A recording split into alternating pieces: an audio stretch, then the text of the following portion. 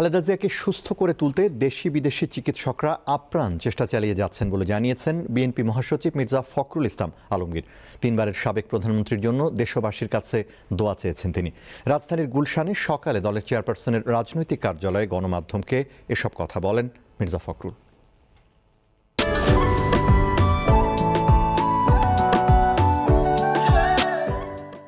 সাবেক অর্থমন্ত্রী শাহ এএমএস কিবরিয়ার ছেলে অর্থনীতিবিদ রেজা কিবরিয়া আনুষ্ঠানিকভাবে সোমবার বিএনপিতে যোগ দেন। রাজধানীর গুলশানে বিএনপির চেয়ারপারসনের রাজনৈতিক কার্যালয়ে এই যোগদান অনুষ্ঠানে উপস্থিত ছিলেন বিএনপি মহাসচিব মির্জা ফখরুল ইসলাম আলমগীর ও স্থায়ী কমিটির সদস্য সালাউদ্দিন আহমেদ।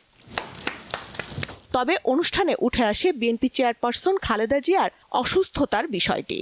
বর্তমানে রাজধানীর একটি হাসপাতালে চিকিৎসাধীন সাবেক এই প্রধানমন্ত্রী।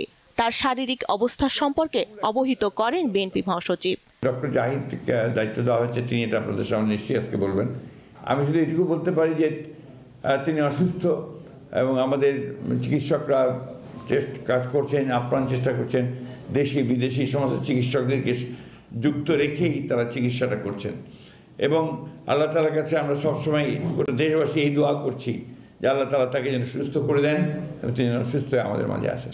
অনুষ্ঠানে দলটির নেতারা বলেন, জনগণের সমর্থনে ক্ষমতায় গেলে গণতান্ত্রিক ও অর্থনৈতিক সমৃদ্ধ বাংলাদেশ গড়ে তুলবে বিএনপি।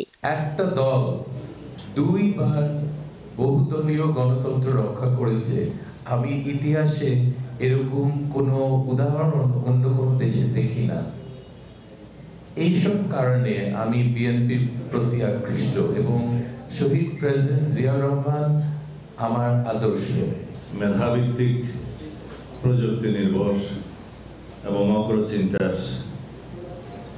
মানুষদেরকে নিয়েই বাংলাদেশের আগামীর ভবিষ্যৎ এবং রাজনীতি বিনির্মাণ করতে চাই। বিএনপিতে আনুষ্ঠানিকভাবে যোগ দেওয়া রেজা কিবরিয়া হবিগঞ্জ 1 আসন থেকে আগামী জাতীয় সংসদ নির্বাচনে ধানের শীষ প্রতীকে নির্বাচন করতে আগ্রহ প্রকাশ করেন। নবীগঞ্জ বাহুবল, সেখানে আমার কাজ করার একটা সুবিধা হবে। স্বস্তিকা সিংহ, দীপ্ত সংবাদ, ঢাকা।